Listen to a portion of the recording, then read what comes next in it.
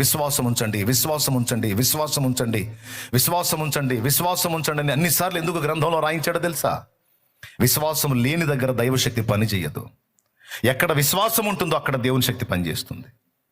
ఆయన శక్తి మన మీద పని చేయనట్లు, మన ఎడల పని చేయనట్లు ఆయన మనకు ముందు చెప్పే మాట విశ్వసించు, విశ్వసించు, విశ్వసించు, విశ్వసించు. అలాంటి విశ్వాసము ద్వారా ఎన్నో విజయాలను నా జీవితంలో నేను అనుభవించాను. బైబిల్ నిండా విశ్వాసపు గాథలే, బైబిల్ నిండా విశ్వాసపు విజయాలే. ఈరోజు నీకు నాకు సందేహం అక్కర్లేదు.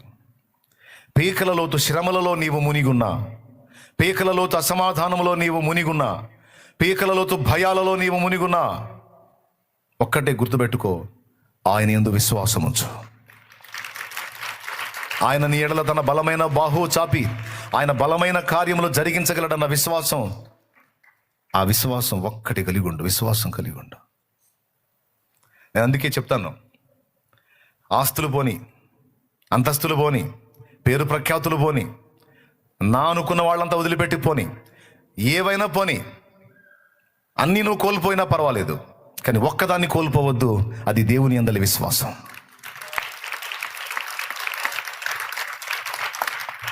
దేవుని యందలి విశ్వాసాన్ని కోల్పోయిన వాళ్ళు ఇవన్నీ కలిగి ఉన్నా కూడా లేనట్టే.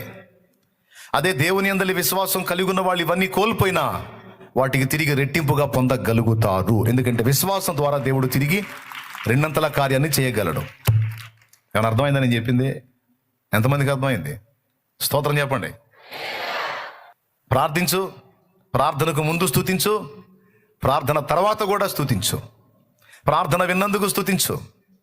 జవాబు వచ్చినప్పుడు కృతజ్ఞత కూటం పెట్టడం కాదు, జవాబు వచ్చినప్పుడు స్తుతించడం కాదు, ప్రార్థన ముగించినప్పుడు స్తుతించు. ఎందుకంటే విశ్వాసం అదే. నీ ప్రార్థన దేవుడు విన్నాడు, జవాబు పంపించాడు, అది నువ్వు నిశ్చయమని నమ్మావు, అందుకు స్తుతిస్తున్నావు.